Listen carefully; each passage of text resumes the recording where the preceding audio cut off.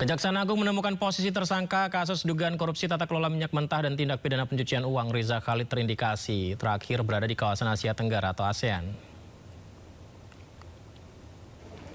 Kapus Penkum Kejagung Anang Supriyatna menyebut memperoleh informasi dari penyidik dan dari hasil koordinasi sejumlah pihak termasuk imigrasi. Ditegaskan bahwa Kejagung belum dapat memastikan secara detail negara mana yang menjadi lokasi keberadaan Riza Khalid saat ini.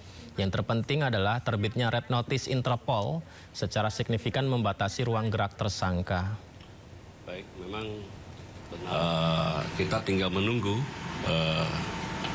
itikat baik dari negara-negara yang diduga keberadaan MRC di negara tersebut. Tentunya nantinya kita akan mempersiapkan juga, akan ada dokumen dengan terbitnya Red Notice ini ada dua hal. Baik itu nanti dengan sistem deportasi, karena kita sendiri sudah mencabut kan. Yang kedua, saya juga nantinya dengan sistem kita siapkan ekstradisi.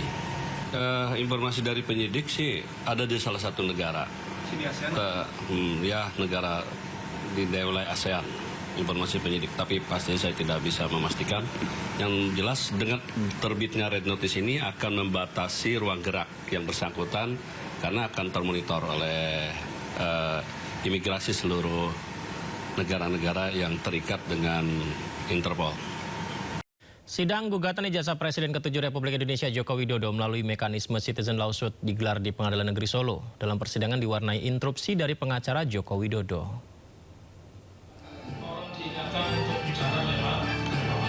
Sudah kami lihat ini masih saya punya etika, saya juga punya hak. Ini masih mohon yang dia monitor dari keberatan. Ya, nadanya juga menyudutkan kepada saksi ini. Etikanya gimana? Saya tidak melakukan. Inilah interupsi kuasa hukum Joko Widodo yang terjadi pada sidang gugatan ijazah Presiden ke-7 Republik Indonesia Joko Widodo melalui mekanisme Citizen Lawsuit di Pengadilan Negeri Solo, Jawa Tengah.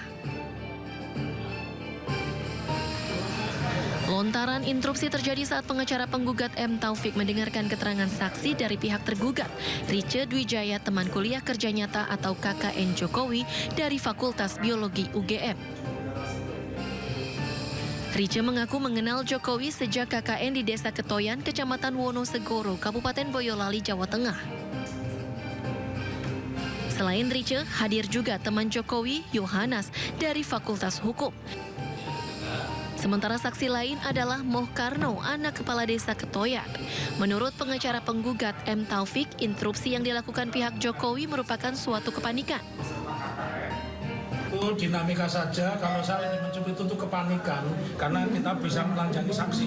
Kan sepanjang saya tidak dilarang, tidak ditegur palu oleh hakim, itu hak kami. Kami juga tidak menginterupsi rekan kami Pak JP Irfan. Secara pribadi saya tidak ada masalah dengan Pak JP Irfan, tetapi yang tadi, yang seru tadi ya, yang Anda kebetulan juga rekam semua, meskipun tidak live, itu menunjukkan kepanikan. Kalau orang tidak panik, ngapain marah-marah? Saya nggak pernah marah-marah.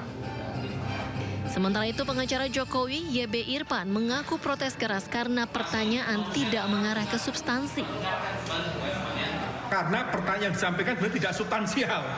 Tidak substansial, semisal ada tidaknya listrik dan seterusnya, itu kan bukan substansi. Yang substansi dalam hal ini adalah bahwa benar Pak Jokowi sebagai salah satu anggota kelompok peserta KKN dari UGM pada tahun 1985 yang dilaksanakan antara bulan Maret sampai Juni di Desa Ketoyan, Kecamatan Wonosegoro, Kabupaten Boyolali. Substansinya adalah ini. Rencananya sidang akan dilanjutkan pekan depan 18 Februari 2026 dengan menghadirkan saksi ahli. Dari Solo, Jawa Tengah, Septiantoro, iNews melaporkan. Presiden ke-7 RI Joko Widodo menyebut kasus fitnah ijazah harus sampai di pengadilan. Meskipun telah memaafkan 2 tersangka kasus, namun Jokowi menegaskan proses hukum tetap berlanjut. Hal ini disampaikan Presiden ke-7 RI Joko Widodo di kediamannya di Solo, Jawa Tengah. Menurutnya kasus pelaporan ijazah ke Polda Metro Jaya adalah urusan hukum. Jokowi menjelaskan pintu maaf selalu terbuka, tapi maaf memaafkan merupakan urusan pribadi. Sementara urusan hukum harus terus sampai ke pengadilan. karena Jokowi menginginkan pengadilan sebagai forum untuk menunjukkan bukti mengenai kasus fitnah ijazah. Itu maaf selalu terbuka.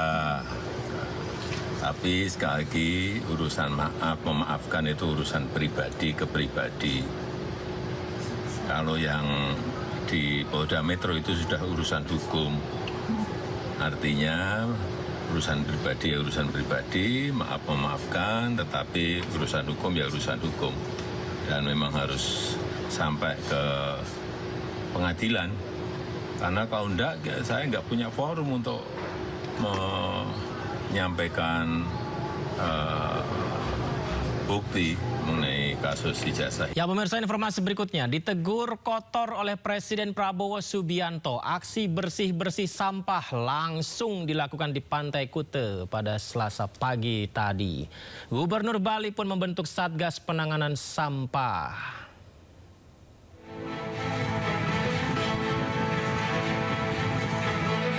Gerak cepat penanganan sampah di kawasan wisata Kuta langsung dilakukan Forkopimda Bali, melibatkan TNI Polri, Dinas Lingkungan Hidup serta siswa sekolah untuk aksi bersih-bersih pantai. Sampah plastik dan kayu kerap memenuhi kawasan Pantai Kuta yang merupakan sampah kiriman di musim angin barat di bulan Desember hingga Februari.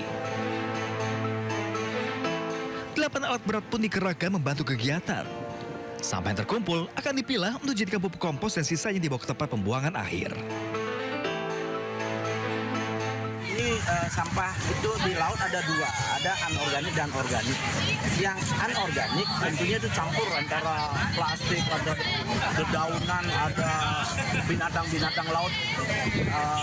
Itu akan dipilah, kemudian akan dibawa ke TPA karena TPA masih bisa berfungsi ya. Tetapi kayu-kayu kita potong, sekarang kita kerahkan tukang potong, itu kita akan bawa ke mesin wood chipper kami di Menguitani. Setelah menjadi bubuk, dia banyak fungsinya, bisa buat kompos, bisa untuk menguruk, bisa untuk media tanam. Itu untuk kayu-kayunya. Kita udah siapkan alat untuk mencacah. Aksi bersih-bersih ini digelar usai kritikan Presiden Prabowo terkait penanganan sampah di kawasan wisata Kuta. Oh, Bali so dirty now. Bali not nice. Maaf ya, Gubernur Bupati-Bupati dari Bali ini real loh. Bali bulan Desember 2025. Ini pantai Bali. Bagaimana turis mau datang ke situ lihat sampah? Diketahui, kondisi sampah berserakan setiap tahun terjadi, di mana sebanyak 8 ton sampah dikumpulkan petugas DLHK Badung setiap harinya di akhir tahun. Gubernur Bali pun akan membentuk Satgas Penanganan Sampah menangani sampah di kawasan wisata dan perkotaan. Dari Badung, Bali, Indira Ari, iNews melaporkan. Harusnya jangan ditegur baru langsung dibersihkan ya. Harusnya sudah sadar dari awal bahwa ya kebersihan harus diutamakan apalagi tempat wisata.